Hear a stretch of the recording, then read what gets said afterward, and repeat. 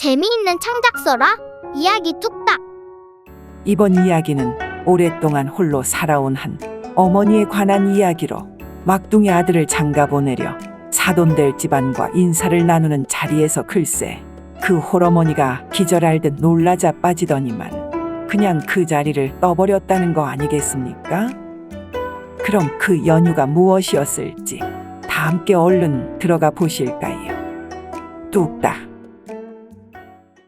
노란 은행잎이 온 산을 물들이던 어느 날이었습니다. 산 아래쪽 맨 가장자리에 자리를 잡고 있던 한 기와집에서는 아주 경사스런 소식에 기뻐하고 있었어요.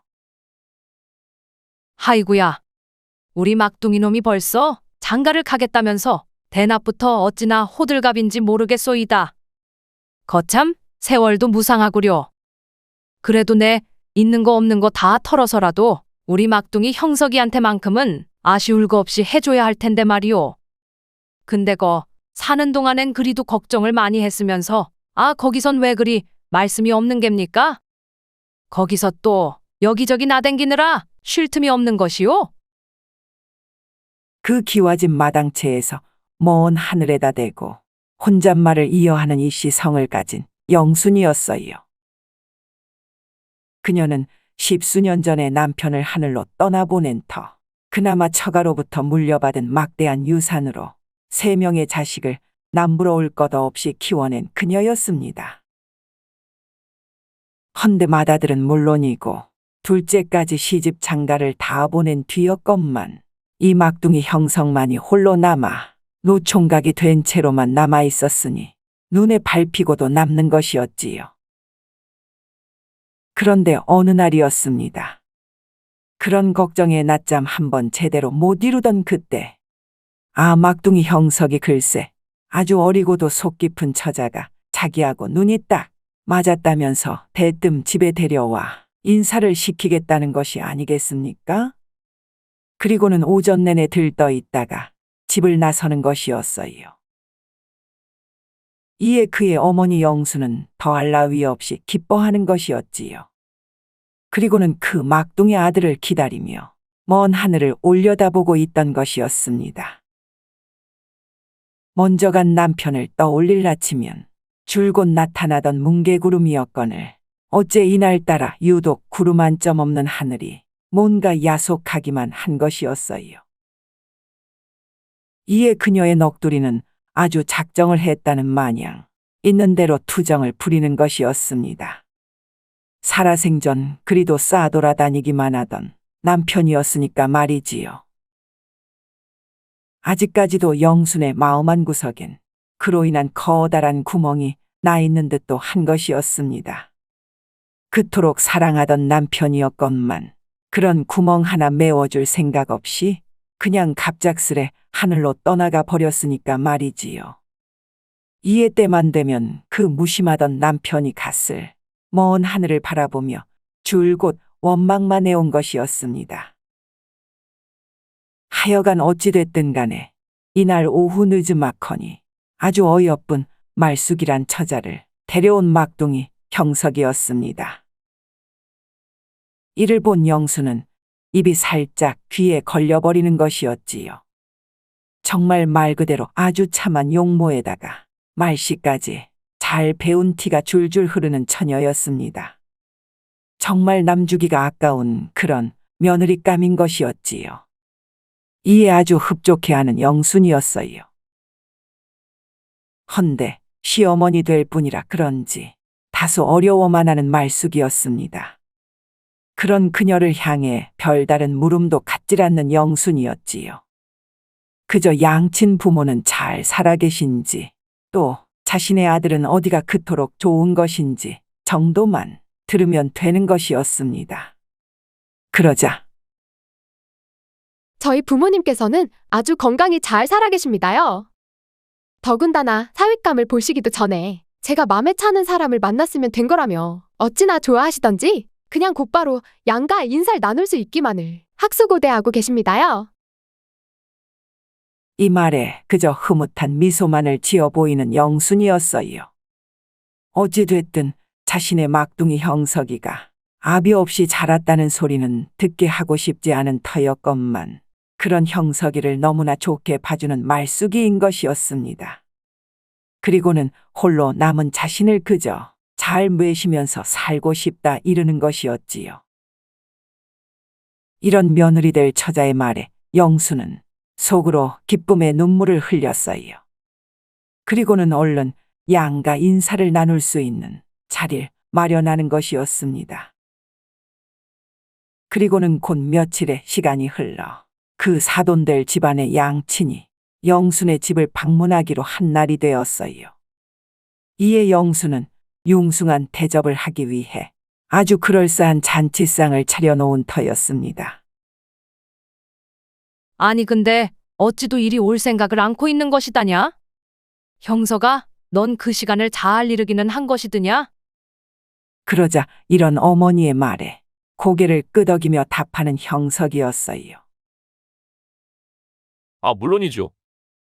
근데 어머니, 아직 해 뜬 지도 얼마 안 됐는데 너무 조급하신 거 아닙니까요?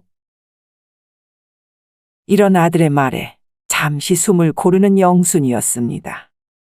어찌됐든 아주 오래간만에 제대로 된 손님 맞이를 한다는 생각 때문이었는지 이른 아침부터 준비를 한 탓이었을까요.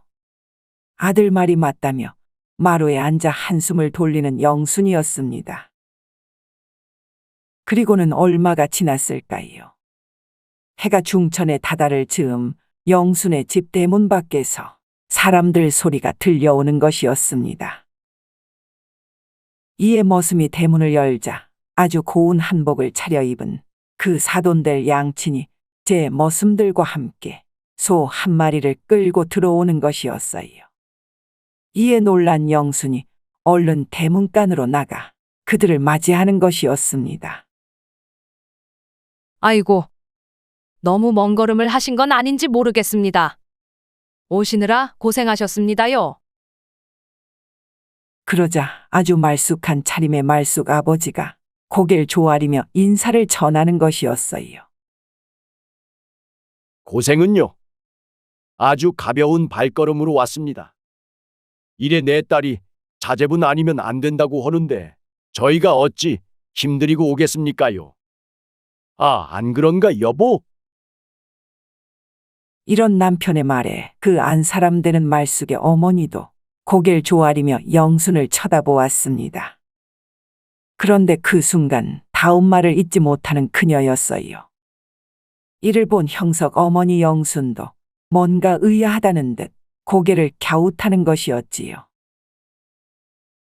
아니, 근데 어찌도 이리 큰 소를 데려오셨습니까요? 함께 인사를 나누던 형석의 물음이었습니다. 그러자 아, 그냥 빈손으로 올 순 없었어서 말이오. 우리가 잘 키운 소들 중에서도 제일로 일 잘하는 놈으로다가 데려왔는데 어디 첫인사 나누는 자리인 만큼 우리만 얻어먹고 갈 수 있겠소. 그러니 부담 갖지 말고. 그런데 이때였어요. 가만히 그 말쑥 어머니만을 바라보던 영순이 갑작스레 눈이 커질 대로 커지더니만은 뒤로 한 발짝 물러서는 것이었습니다. 아니, 엄니, 왜 그러십니까요? 소가 뭐 물기라도 한답니까? 이런 아들의 물음에도 아랑곳 없이 천천히 뒤로만 물러나던 영순이 급기야 그 자리에 멍하니 서 있기만 한 것이었어요. 그러더니만은 미안하지만 일 없소이다. 그냥들 돌아가시오. 라며 그냥 획 뒤돌아 들어가 버리는 것이었습니다. 이에 형석은 깜짝 놀란 표정으로 다급히 어머니를 부르며 뒤따라 들어갔지요. 이 순간 어안이 벙벙해진 말숙과 그녀의 양치는 이것이 대체 어찌된 영문이냐며 서로를 바라만 보고 있는 것이었습니다. 단지 말숙의 어머니만은 고개를 푹 숙인 채로 뭔가를 주저하고 있는 것이었지요. 그러다가는 그럼 우리도 그냥 돌아가시지요. 제가 오늘은 아침부터 좀 피곤했다 안 합니까? 라며 먼저 발을 떼는 말숙의 어머니였습니다. 이에 더 놀란 듯 멀어지는 아내의 모습에 어쩔 줄을 몰라 하는 말숙의 아버지였지요. 말숙은 대체 이것이 무슨 일인지 싶어 울먹이다가는 제 어머니를 뒤쫓아 뛰어가는 것이었습니다. 이에 어쩔 수 없이 괜한 소를 다시 이끌며 뒤돌아서는 말숙 아버지였어요. 잠시 후 집안에서 뛰쳐나온 형석은 멀어지는 말숙 가족의 모습에 망연자실 바라만 보는 것이었습니다. 이내 다시 방 안으로 들어온 형석은 어머니와 마주 앉아서는 다짜고짜 따져 묻기 시작했어요. 아니, 정말 무슨 일이랍니까? 어머니, 무슨 말씀 좀 해보시오. 이런 아들이 재차 묻는 질문에도 묵묵부답이기만 한 영순이었지요. 그러나 계속 그러고만 있을 순 없는 노릇이었습니다. 그 누구보다도 말숙이를 제일로 마음에 들어한 그녀였기에 이런 영순의 행태는 누가 봐도 참으로 요상하기만 한 것이었으니까 말이지요. 그래, 네가 정그러면 내 얘기를 해주마. 그 말숙네 그 어멈 말이다.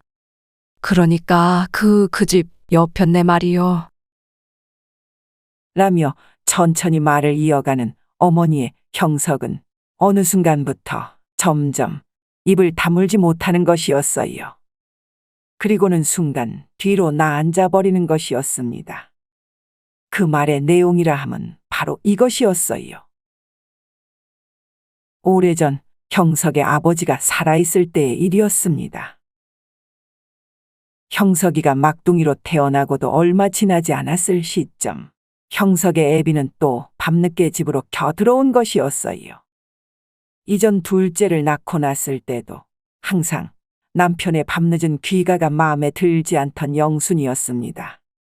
이에 그 연유를 알기 위해 여러 방면으로 힘을 쓰고 나니 아니 글쎄. 그 건너마을에 나름 소문이 나 있던 웬 기생집애를 매일같이 드나들었다는 것이 아니었겠습니까? 이에 남편을 그 기생집 근처에서 봤다는 한 친구의 말에 덜미가 잡혀선 있는 대로 추궁을 하고 나니 남편은 급기야 자신의 친구 때문에 억지로 갔다라며 자신을 무슨 똥통으로 보냐는 둥 되려 화를 내는 것이었어요. 이에 울며 불며 집안을 쑥대밭으로 만들어 놓는 영순이었습니다. 이런 여차에도 남편은 자신을 왜 계속 똥통으로 모냐며 끝까지 모르쇠로만 일관하다가는 밥상 좀 차려달란 말 한마디로 슬쩍 넘어가려는 것이었어요. 그래도 이 집안이 건사하기 위해서는 어쨌거나 남편과의 사이를 얼른 회복하여 자식들을 무엇보다 제대로 신경 써야만 했던 것이었습니다. 그래도 얼마 동안은 아주 집에 일찍 들어오면서 집안의 평화를 위해 애쓰는 남편이긴 한 것이었어요. 그러다 어느새 마음이 풀려버린 영순이었기에 막둥이 형석도 태어날 수가 있었던 것이었습니다. 그런데 또 얼마가 지나지 않아 또 집에 늦어 들어오는 남편이었어요. 그런데 이번에는 매번 그 두루마기 끄트머리가 푹 젖어 있는 것이었습니다. 이에 따져 묻자 아침에 오는 길에 동네 애들이 물놀이하다 물을 뿌렸다지 않았겠어. 그래서 그 개울 쪽으로는 가지 말아야 했을 것을. 이러고도 또 다른 날 따져 묻자 오늘은 소낙비가 좀 내렸다는 거 아니요? 어째 당신은 집에만 있어서 비 오는데도 모른 것이요? 이런 남편인 것이었어요. 헌데 그런 날들이 너무도 여러 날 반복되다 보니 도저히 안 되겠다 싶은 영순이었습니다. 이에 어느 날 마음을 다잡은 영순은 남편이 일을 마치고 돌아올 길목을 거꾸로 오르기 시작했어요. 그러다 보면 남편이 뭔가 숨기고 있을지 모르는 것을 알 수도 있지 않을까 싶은 것이었습니다. 헌데 그런 여차로 강가에까지 다다른 영순이 어째 이런 강물 속에 들어갔다 나온 것도 아닐 텐데 말이지. 대체 그놈의 옷자락은 어디서 그리 젖어오는 것이라냐. 이런 혼잣말을 마친 그때였습니다. 강 한가운데에서 왼쪽 배 하나가 천천히 다가오고 있는 것이 아니겠습니까? 이에 놀란 영순이 슬쩍 나무 뒤로가 몸을 숨겼어요. 그런데 아니나 다를까 그 가까워온 나룻배에는 글쎄 영순의 남편은 물론이고 웬 귀부인 하나가 함께 앉아 노닥거리고 있는 것이었습니다. 그러더니만은 강가에 배가 닿을 때까지도 서로 꼭 붙어가지고서는 무슨 귓속말을 속삭이는지 히덕거리고만 있는 것이었어요. 그런 모습에 그만 졸도할 마냥으로다가 뒷목을 부여잡는 영순이었건만 어느새 강가에 닿은 나룻배 앞으로 얼른 나가 서 있는 것이었습니다. 아니 당신 지금 여기서 뭐 하는 것이요? 이런 앙칼진 목소리의 순간 그 자리에 얼어붙고만 남편이었어요. 함께 있던 귀부인도 놀라더니만 어쩔 줄을 몰라 하는 것이었습니다. 아니 당신 여기까지 어인일이요? 어인일이긴요? 아니 근데 멀쩡한 두 다리 놔두고 왜 그런 나룻배를 타고 온답니까? 그리고 옆에 있는 건 대체 누구인 것이요? 이에 쭈뼛쭈뼛 별 말을 잇지 못하는 남편이었어요. 그러더니만은 아내가 강가를 지나오는데 이 배가 그냥 맨날 혼자 놀고 있었다지 않았겠어.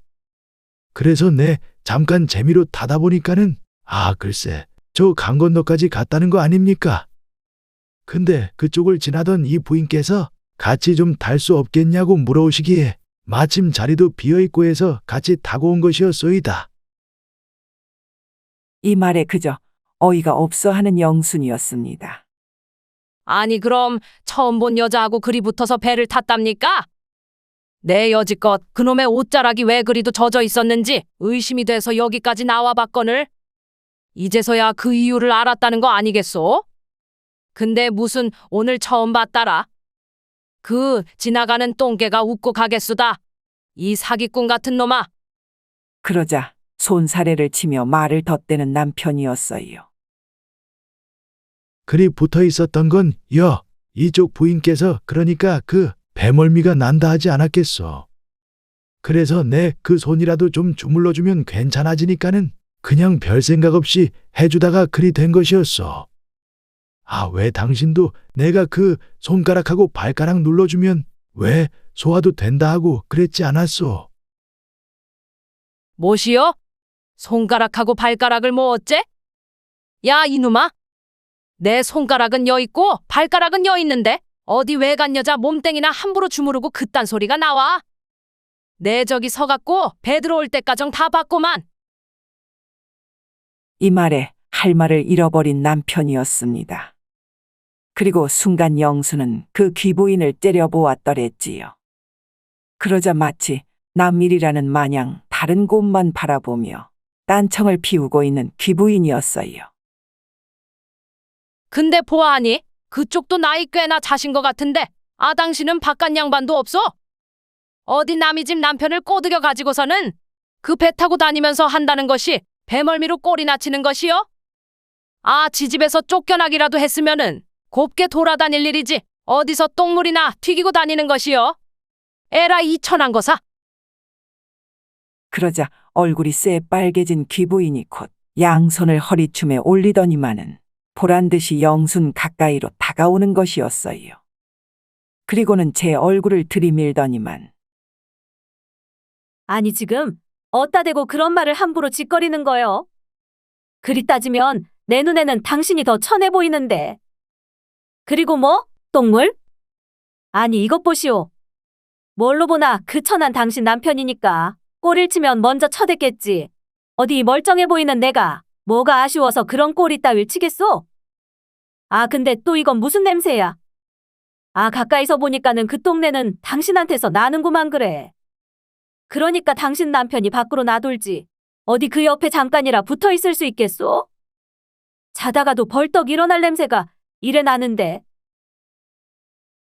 그러자 순간 머리가 하얘지고 눈물까지 핑도는 영순이었습니다. 무엇이 어쩌고 어째? 내 이런 몹쓸 년을 봤나? 라며 격분한 영순이 그 귀부인의 머리채를 잡고 흔들어대기 시작했어요. 그리고는 급기야 그 귀부인을 잡아뜨려서는 그 위에 올라타는 것이었습니다. 아이고, 나 죽네. 아이고야, 사람 살려. 남편이 달려와 뜯어말리는 중에도 영수는 그 귀부인의 머리채를 놓지 않은 채 온갖 욕지거리를 퍼부어대는 것이었어요. 그리고는 겨우 남편이 떼어놓자 만신창이가 된 귀부인은 곧 흙먼지로 뒤덮인 몸을 어렵사리 가눌 수가 있는 것이었습니다. 아, 이 팔로 오시오. 당신, 이젠 집에서 나 마주할 생각은 하지도 마시구려. 내 애들 보기에도 창피하니까는. 이라며 황급히 뒤돌아서는 영순이었습니다. 한쪽에서 엉엉 울고 있는 귀부인은 본체만체하고 말이지요. 그런 날로 영순의 남편은 대문 옆 작은 곳간에서 볏짚에만 의존한 채 잠을 청하곤 하는 것이었습니다. 그리고는 집에 일찍 들어오는 건 물론이요. 그간 하지도 않던 집안일까지 모조리 혼자 하는 것이었지요. 그랬다 보니 제 남편과 평생 척을 지고 살 수는 없겠다는 생각이 든 영수는 은근슬쩍 다가오는 남편을 또다시 마다할 수가 없는 것이었습니다. 남편을 내쫓거나 자신이 이 집을 나가버릴까도 싶던 그녀였건만 아예 남편 없이 살 생각을 하면 그건 더 눈앞이 캄캄해지는 것이었어요.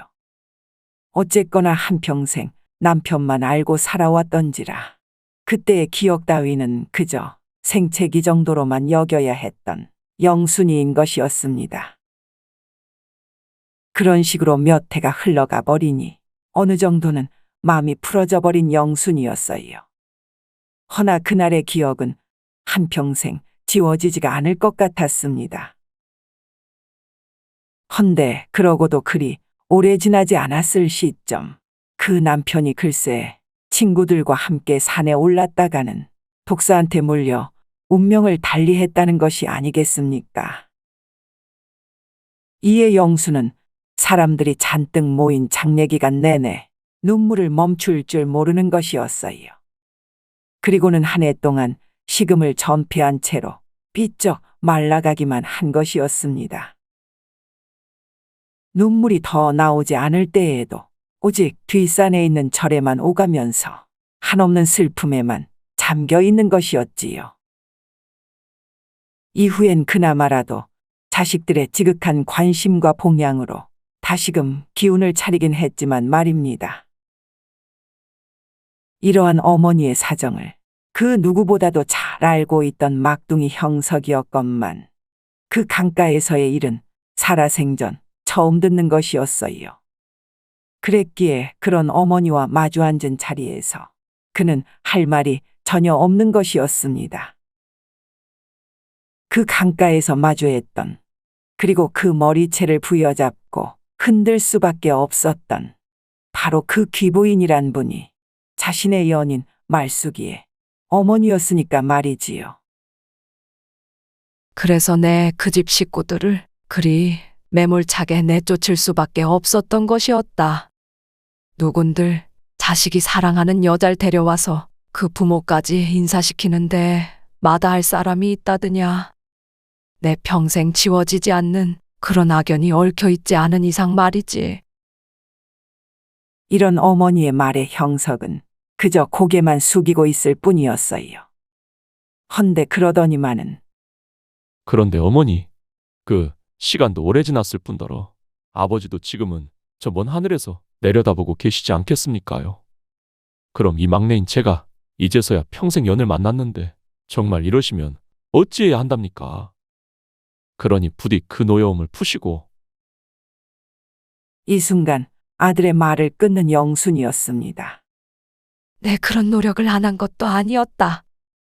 네 애비가 잘못했다 말 한마디 없었더라도 내 그런 기억은 잊어야 한다며 나 혼자 이를 악물고 살아왔더랬지. 근데 그것도 힘에 부치니까 정말 어쩔 수가 없더구나. 나도 이제는 그런 힘이 하나도 남아있질 않은 모양이요. 그러니 내 허락은 받을 생각 말고 그냥 네 살 길은 네가 알아서 찾아가거라. 아님 다른 년을 찾아보든지 하고. 내 그런 집안하고는 절대 사돈 맺을 생각이 없으니까 말이다. 이런 어머니의 단호한 말씀에 형석은 그 어떤 할 말도 생각나질 않는 것이었어요. 그리고는 곧장 집을 나와 혼자만의 길을 걸으며 생각에 잠기는 것이었습니다. 말숙이를 생각하면 난 당장이라도 혼인밖엔 할 것이 없는데 말이지. 근데 어머니를 생각하면 이 일을 대체 어찌해야 한단 말이냐? 자신의 머리를 쥐어짜내도 결코 답이 나오질 않자 형석은 근처 강가까지 냅다 뛰기 시작하는 것이었어요. 너무나도 답답한 마음에 괜한 돌멩이라도 좀 던져볼까 하는 마음에서였습니다. 이내 강가에 도착한 형석은 근처 먼 산을 바라보았어요. 그곳에는 작은 사찰과 함께 더 작아 보이는 기와집 한 채가 눈에 들어오는 것이었습니다. 저기가 그 어머니가 오르시던 절이고 말이지. 저 밑에가 그 용하다는 점집이라 했던 것 같은데. 그럼 어째 저기라도 들려가지고는 내가 어찌해야 할지 물어보기라도 해야쓸라나.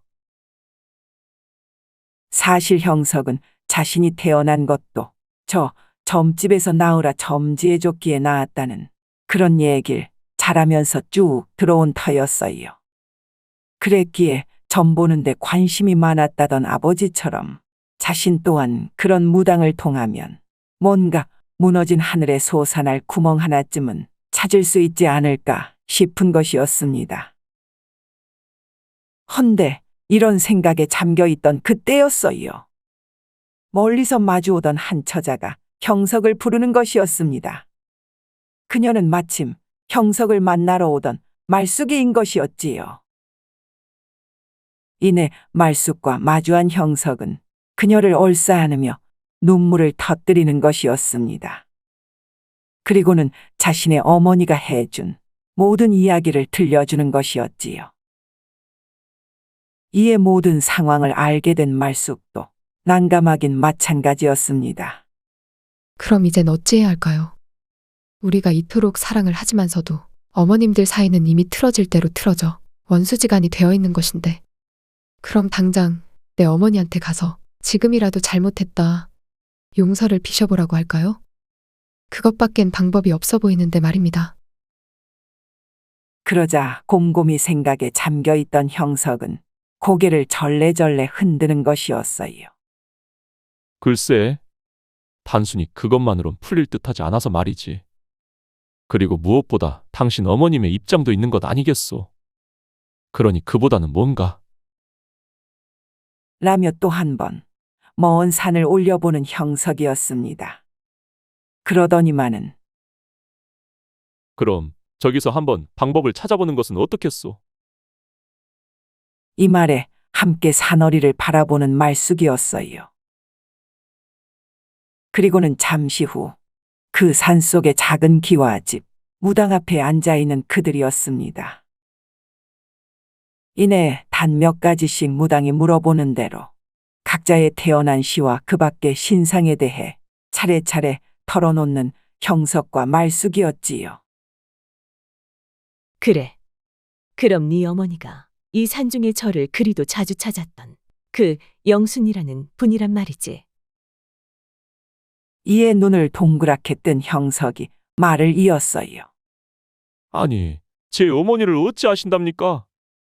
그 태어나신 날짜밖엔 말씀드리질 않았는데 말이오. 그러자 무당이 미소를 보이며 답을 이어갔습니다. 아내가 그것도 모르면서 여 하루 종일 나와 앉아 있겠느냐. 자고로 이 산 주변에서 일어나는 일은 내 귀에 안 들어오는 것이 없다 하거늘. 어쨌든 그럼 그 궁금한 것이 뭐라는 것이드냐. 이에 자신의 어머니가 겪은 일로 거의 원수지간이 되다시피 한 집안과 꼭 연을 맺고자 하는 상황인데 그러려면 어찌해야 할지를 묻는 형석이었어요. 그러자 니들 궁합만 볼 땐 아주 찰떡 궁합이긴 한데 말이지. 네 부모와 그 연이 섞여버린다 치면은 순간 침을 꼴까닥 삼키는 형석과 말숙이었습니다. 그래도 뭐 밭에다 모래를 뿌려놔도 금싸라기 같은 벼이삭이 주렁주렁 매달릴 그런 운세이긴 한데 말이지. 니들 궁합이 딱 그렇다는 거 아니겠느냐. 헌데 형석이 네 어머니가 그 마음을 풀지 않으면 말이요. 밭에다 뭘 심어놔도 그냥 똥밭으로 남는 거 아님. 잡초만 무성해갖고는 지렁이만 들어찰 거라는 거 아닌가. 그나마라도 지렁이면 다행이지. 그냥 혼인했다가는 되려 뱀이 득실득실거리게 될 텐데. 제정신이 박혀있음. 누가 혼인을 하겠는가. 당장 헤어져야지. 이런 무당의 말에 충격을 받은 듯 입을 다물 줄 모르는 형석과 말숙이었어요. 이 모습의 무당은 계속 말을 이어가는 것이었습니다. 사주라는 것이 말이다. 자고로 사람의 마음 중에서도 그 깊은 한과 만나면은 소쿨이 뒤집어지듯이 확 뒤바뀌어 버릴 수도 있다는 거 아니겠나.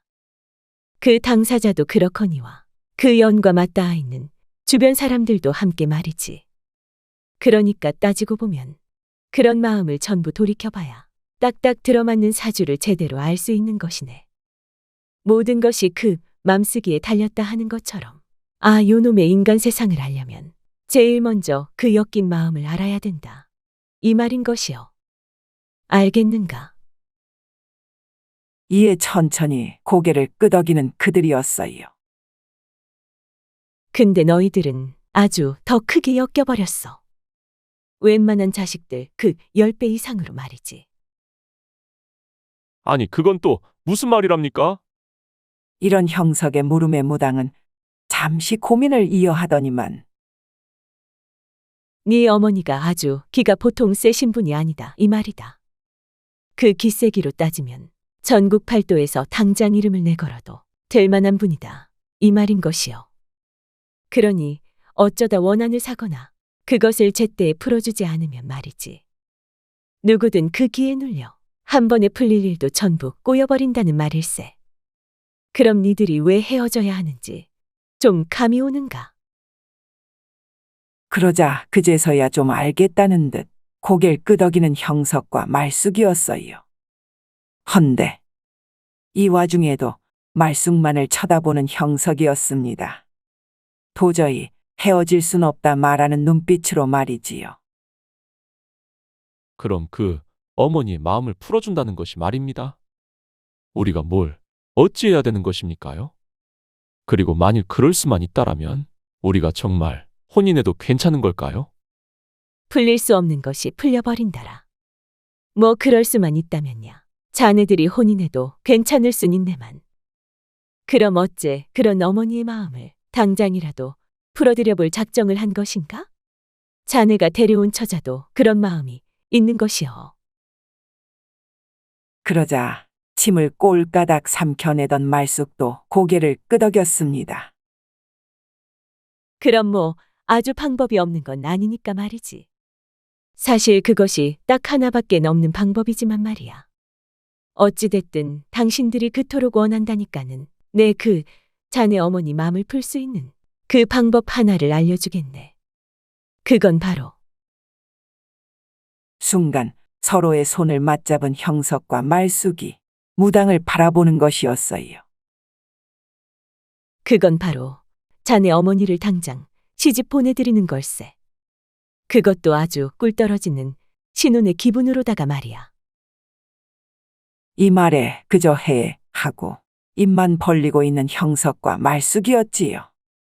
가뜩이나 아버지 밖엔 모르고 사신 세월에 더해 홀로 지내오신 것도 20해가 넘어가고 있었거늘. 아니 대체 누구를 새로 마음에 두실 수가 있을런지 정말이지 난감할 데가 이루 말할 수 없는 것이었습니다. 하늘의 별 따기도 그보단 쉬울 것 같았으니까 말이지요.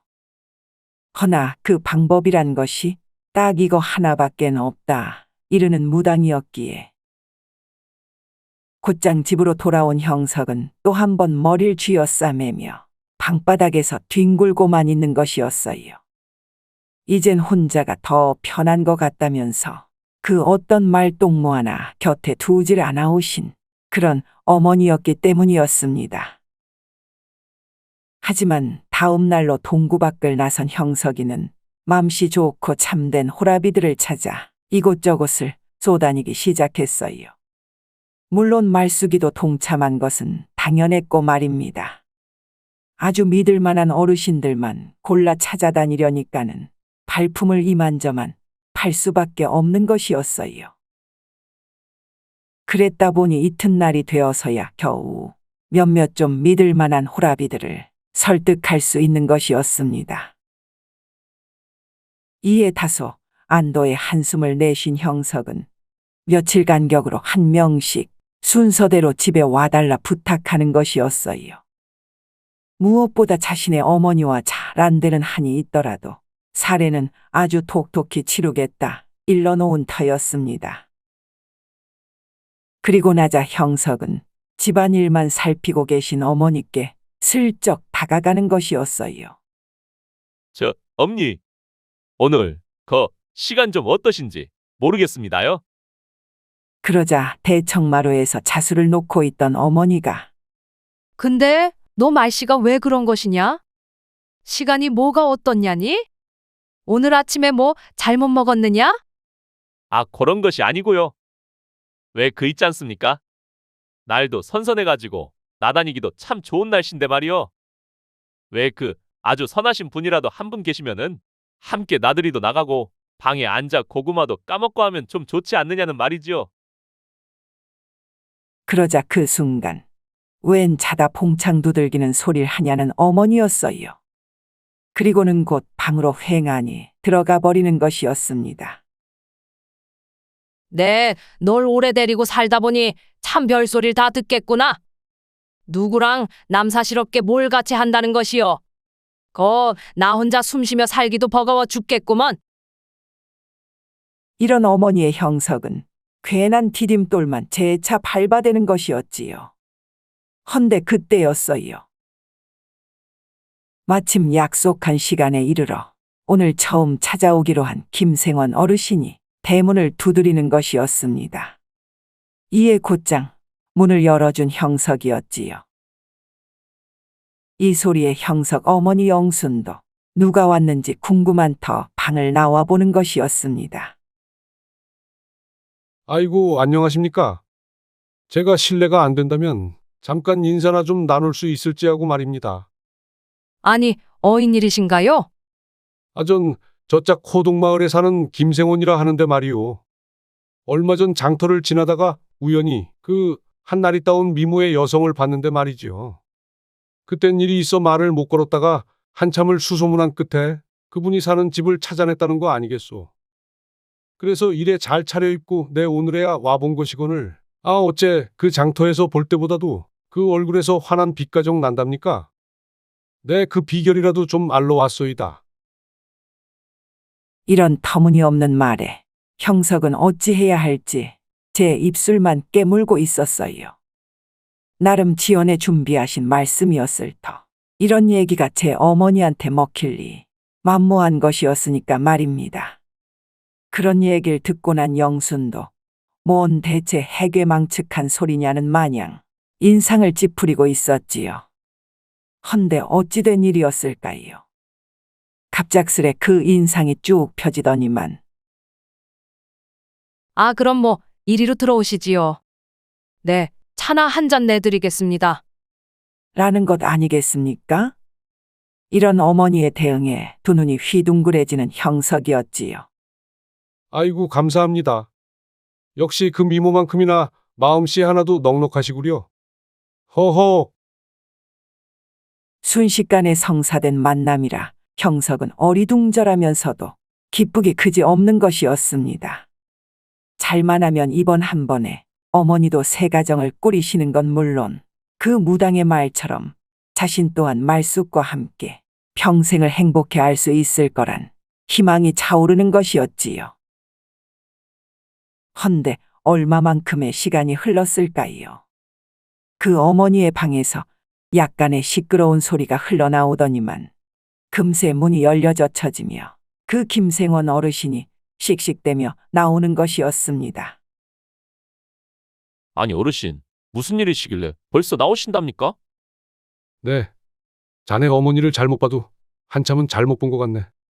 다시는 날 찾아오지 말게나. 라며 대문 밖으로 휑하니 나가버리는 김생원이었어요. 이에 방 안에만 앉아있는 어머니께 다가간 형석이 무슨 일인지 묻는 것이었습니다. 그러자 아, 내가 그 장터 어디께에서 날 봤냐고 물었더니 잘 기억이 나질 않는다는 것이 아니겠느냐. 그래서 내 그것도 기억을 못하는데 어찌 날 기억하는 것이냐 물었더니 아, 다른 말만 횡설수설하는데 내가 뭔 말을 더 물을 수 있었겠느냐. 그래서 내 없는 얘기를 지어내시면 안 된다 몇 마디 했더니만은 그러면서 그 김생원 어르신한테 진실된 사람이란 어떠해야 하는지 일장연설을 하셨다는 것이었어요. 적어도 아들인 형석이 보기에는 그러했으리라 확신이 드는 것이었지요. 제 어머니의 성격을 잘 알고 있던 형석이었기에 그저 다음에 오실 분한테나 없는 얘긴 하지 마시라 일러둘 참인 것이었습니다. 그리고는 며칠 후 또 다른 호랍이 어르신 방생원이라는 자가 형석의 집 대문을 두드렸어요.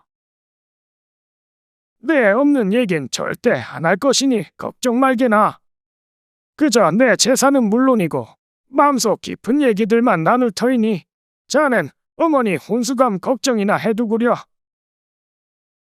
다짜고짜 형석을 안심시키는 호래비 방생원이었어요.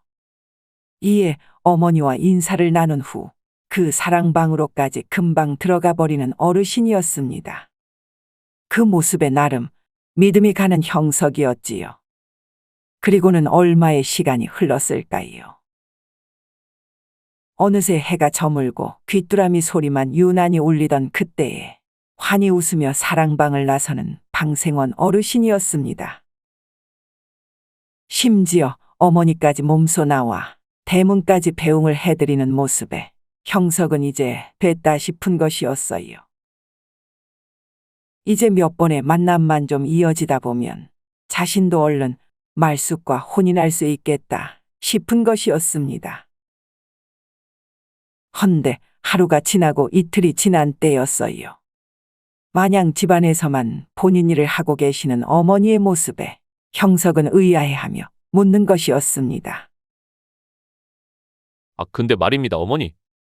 엊그제 왜 어머니와 얘기를 잘 나눴다 하시던 그 방생원이라는 어르신 있지 않습니까요? 어째 오늘은 또 안 뵙는 겁니까? 그러자 아, 그 말 많던 분 말이냐? 글쎄다. 난 그날 마지막이라 여기고 그냥 정중히 인사드렸는데 말이다. 왜 또 날 찾아온다드냐? 아, 그럼 난 집에 없다고 일르거라. 난 그런 분은 도저히 감당할 자신이 없으니까 말이요. 이에 순간 어깨가 축 늘어져 버리는 형석이었어요. 그리고는 이틀 뒤 또 집을 찾아온 방생원 어르신이었건만 정중히 상황을 말씀드리고 돌려보낼 수밖에 없던 터였지요. 이에 세 번째로 집을 찾아온 서씨 어르신께 기대를 걸어보는 형석이었습니다. 무엇보다 이 어르신은 엄청난 정력가로도 소문이 나 있던 터 어머니도 그런 기력 넘치는 분한테서 오히려 매력을 느낄 수도 있겠다 싶은 것이었습니다. 그 누구보다도 기가 세다는 어머니였으니까 말이지요. 헌데 이 두 분이 또 방 안에 계시던 도중 웬 어머니의 비명소리에 놀라 아들 형석이 얼른 방문을 확 열어젖혔다는 거 아니겠습니까? 근데 이 일을 어찌하면 좋을까요? 아니 그 서씨 어르신이 글쎄 말보다는 행동이 앞서버린 채로 어머니의 옷고름을 있는 대로 다 풀어 헤쳐버린 것이었습니다. 그것도 아주 강제로 말이지요. 아, 이래해야 옷고름 푸는 맛이 제대로라는 거 아니겠소? 아니 근데 우리가 이럴 거 아니었으면은 내가 뭐하러 이 좁은 방에 들어와 앉아 있답니까? 그냥 빨리 마음을 확인할 거 아니면 날 이런 사랑방으로 왜 들인 것이요? 이 말에 곧바로 서시 어르신을 붙잡아 끌어내는 형석이었어요.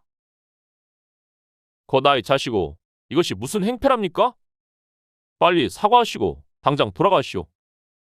이런 단호한 형석의 태도의 순간 본인이 좀 잘못했다 깨닫는 서시 어르신이었어요. 그랬다 보니 고개를 한번 조아리더니만 곧장 제 동네로 돌아가는 서시였습니다.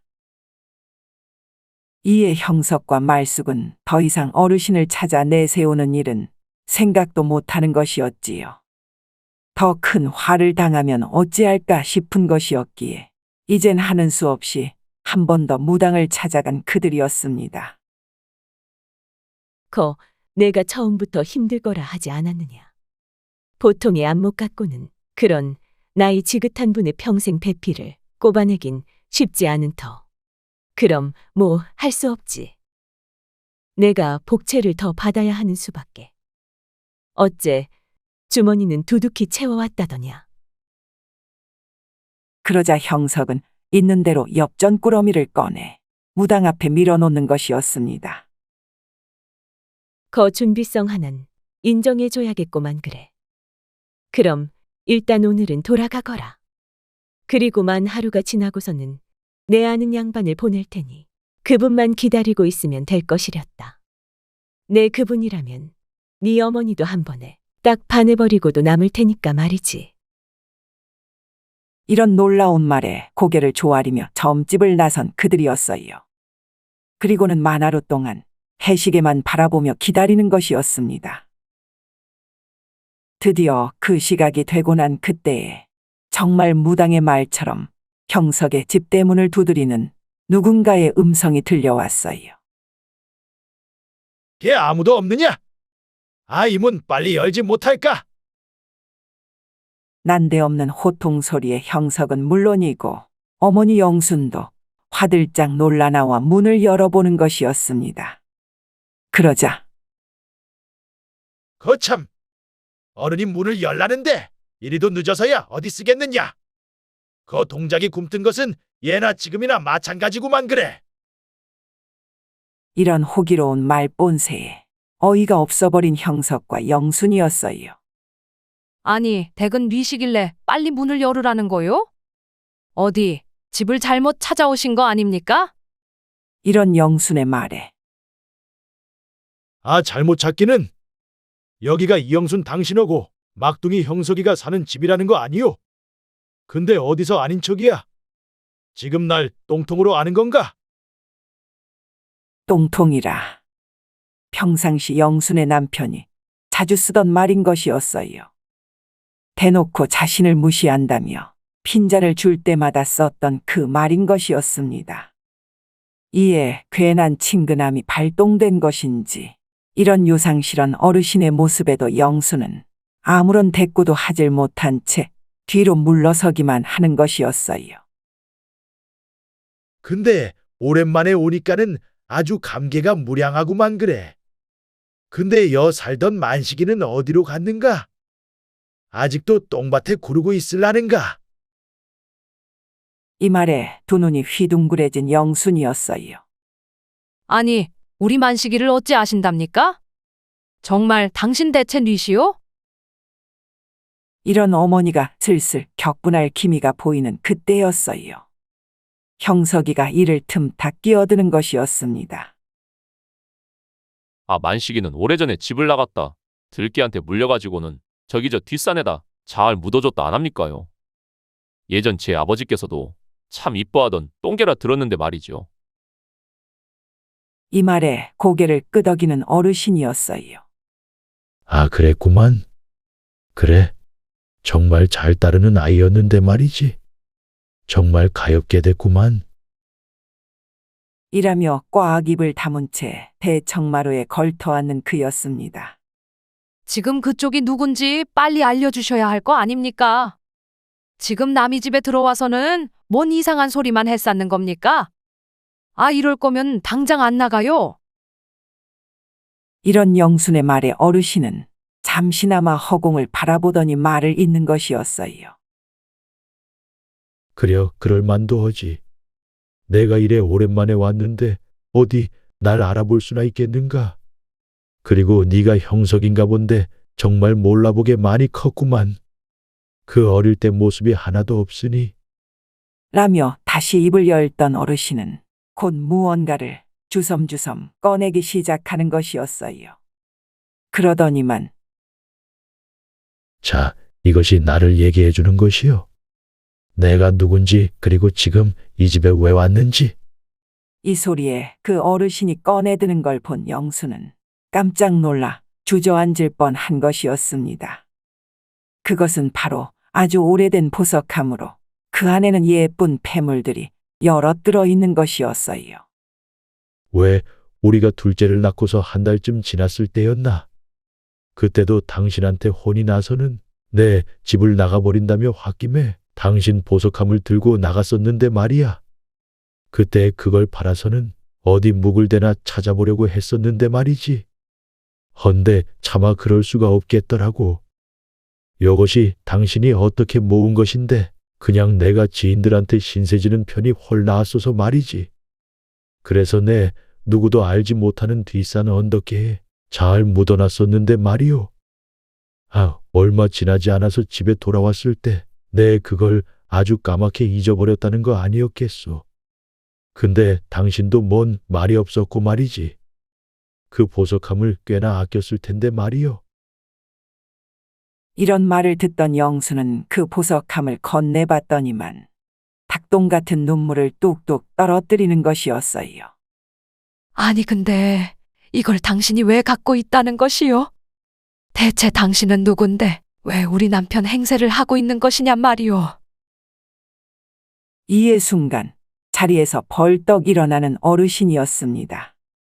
아내가 당신 남편이라는 거 아니오. 여지껏 구천을 떠돌다가 이런 다른 육신을 만나 이제서야 작별 인사를 하러 왔다는 거 아니겠소. 이 말에 입을 다물지 못하는 영순이었어요. 형석도 한쪽 구석에서 어안이 벙벙한 채로 서 있기만 한 것이었습니다. 아니 지금 무슨 소리를 하는 거요? 당신이 내 남편이라니. 형서가 지금 이분이 뭔 소리를 하고 있는 게냐?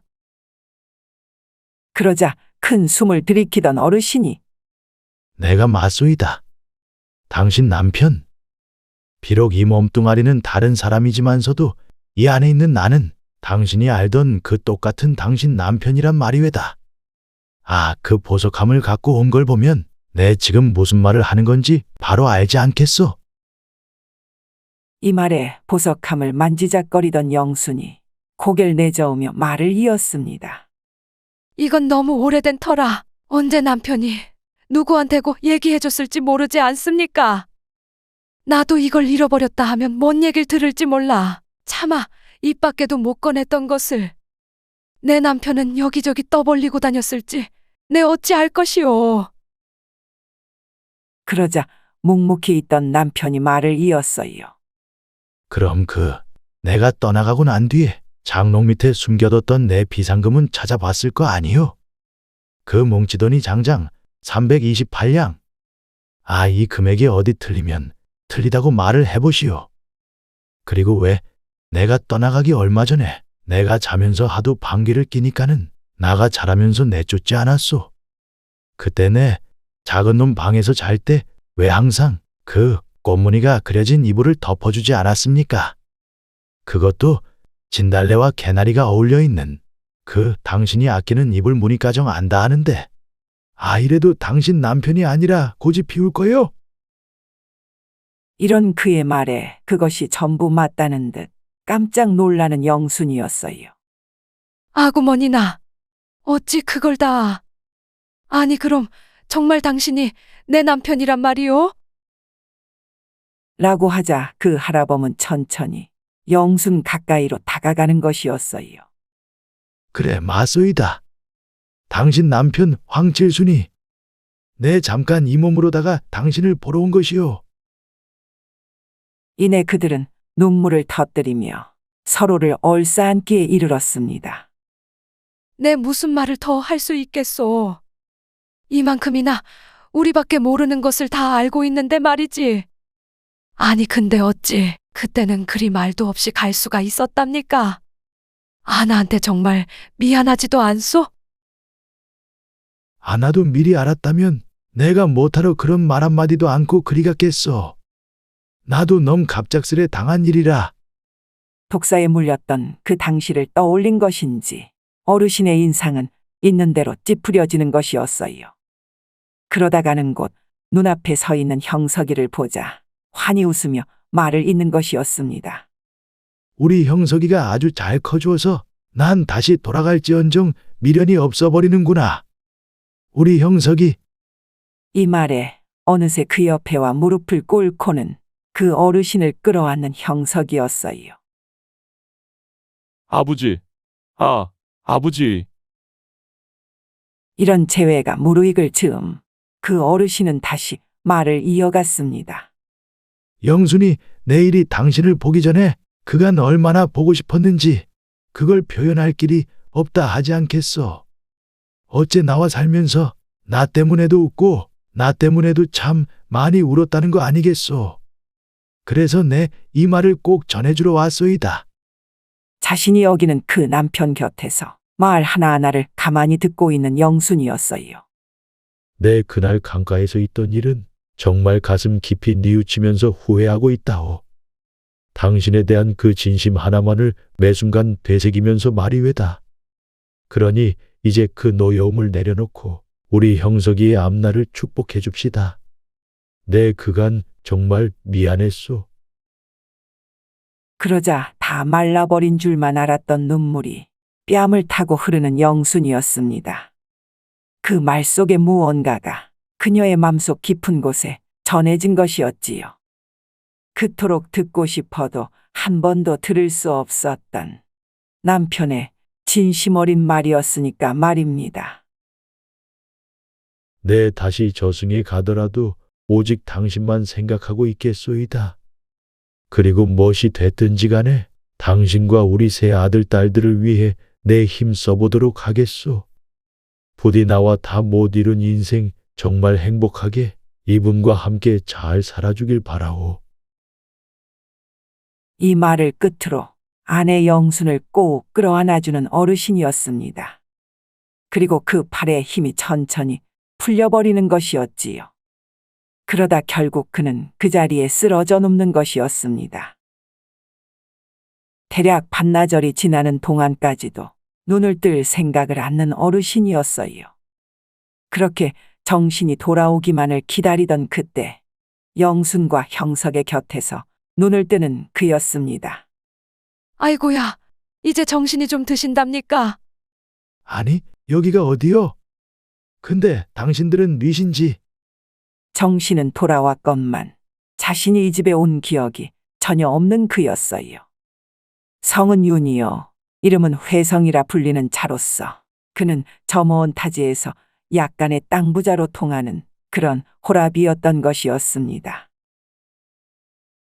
어찌됐든지 간에 이 윤회성이란 자는 영순과 말도 잘 통할 뿐더러 나름 친밀한 교분을 이어가더니만 급기야 혼인까지 얘기할 사이로 발전하는 것이었어요.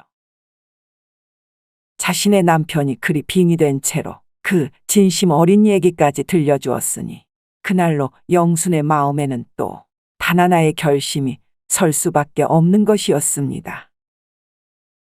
그것은 바로 막둥이 형석의 혼인을 허락해 주는 것이었지요. 단지 그 안사돈하고는 꽤 오랜 기간 동안 서먹했지만 말입니다. 물론 나중엔 결국 자신의 아내가 바깥으로 나돌던 그 시기가 내내 마음에 걸렸는지 그 장인은 자신의 부인을 내쫓기에 이르렀다고 하네요. 말숙이한테는 참으로 안 된 일이었지만 말입니다. 어찌됐든 아들의 혼인식이 있은 이후 얼마가 지나지 않아 영수는 그 윤회성이란 자와 함께 백년가약을 맺게 되었다고 하는데요. 하늘로 간 자신의 남편이 빙의됐던 걸로도 모자라 남은 여생을 행복하게 보내라며 이 윤회성이를 점지까지 해줬다 여겨지니 말도 잘 통하는 그를 거부할 이유가 없는 것이었지요. 물론 그때까지도 윤회성이는 자신의 몸에 누가 들어왔다 나갔는지 결코 알 턱이 없었지만 말입니다. 헌데 형석과 말숙은 뭔가 이상하단 생각이 드는 것이었어요. 분명 그 무당이 보낸 자가 윤회성밖엔 없는 것이었건만 그는 결코 그 무당의 존재를 모른다는 것이었습니다. 이에 그 무당집을 찾아간 형석 부부였건만 그 건물엔 거미줄만 잔뜩 놔두는 채 누가 드나든 흔적조차 없어 보이는 것이었어요. 불과 1년도 안 지난 시점이었건만 이에 그저 놀라워할 따름인 형석 부부였지요. 어느덧 세월이 흘러 이런 요상한 기억조차 서서히 잊혀져 갔지만 말입니다. 어쨌거나 영순 부부와 그녀의 아들 형석 부부는 여타 다른 가족들과 함께 아주 오래오래 행복한 여생을 보냈다고 하네요. 그럼 여기까지. 저승에 가서도 또다시 내려올 수밖에 없었던 이 이야기에서처럼 말입니다. 살아생전에 그 진심을 전했다면 더할 나위 없지 않았을까요? 단지 형석 아비가 진짜 내려와 빙의된 것이었을지, 아님 예전 사정을 잘 알고 있던 숨은 친구가 무당을 통해 빙의된 척을 한 것이었을지 알 순 없는 노릇이지만 말입니다. 뭐가 어찌됐든 진심은 바로 전하는 것이 낫다라는 그런 소중한 깨달음을 얻으셨다면 이 얘기의 진실은 각자의 몫으로 남겨두시면서 또 다른 얘기에서 다시 만나 뵙겠습니다요. 그럼 모두 고마워요. 재미있는 창작서랍 이야기 뚝딱. 아직 구독, 좋아요를 안 하셨다면 지금 꾹 눌러주세요. 다음 영상에서 또 만나요.